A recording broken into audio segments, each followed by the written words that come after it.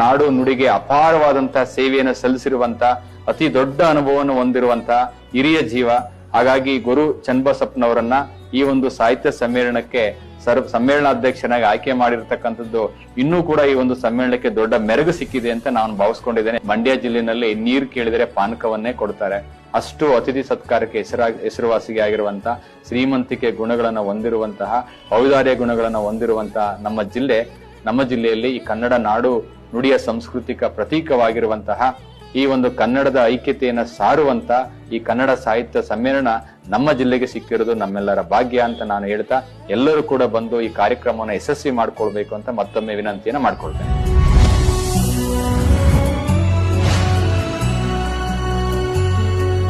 ಎಂಬತ್ತೇಳನೆಯ ಅಖಿಲ ಭಾರತ ಕನ್ನಡ ಸಾಹಿತ್ಯ ಸಮ್ಮೇಳನ ಈ ವರ್ಷ ಮಂಡ್ಯದಲ್ಲಿ ನಡೀತಾ ಇದೆ.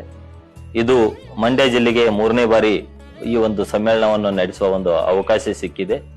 ಮುಖ್ಯವಾಗಿ ಕರ್ನಾಟಕದಲ್ಲಿ ಅತಿ ಹೆಚ್ಚು ಕನ್ನಡ ಮಾತಾಡುವ ಜಿಲ್ಲೆ ಮಂಡ್ಯ ಜಿಲ್ಲೆಯಾಗಿದ್ದು, ಇಲ್ಲಿ ಸಾಕಷ್ಟು ಸಾಹಿತಿಗಳು ತಮ್ಮ ಕೊಡುಗೆಯನ್ನ ಸಾಹಿತ್ಯ ರಂಗಕ್ಕೆ ಕೊಟ್ಟಿದ್ದಾರೆ.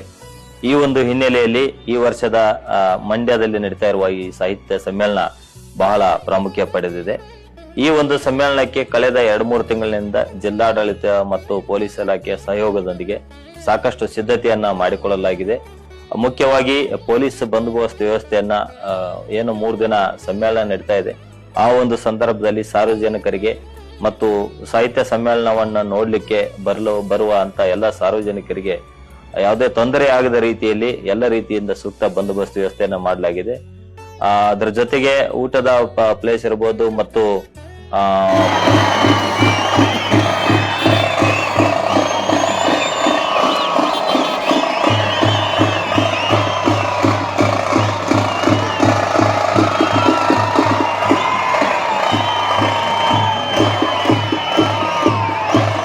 ಪೂಜೆ ಮಾಡೋಕೆ ಬಿಡ್ತಾ ಇಲ್ಲ ಅಲ್ಲಿ.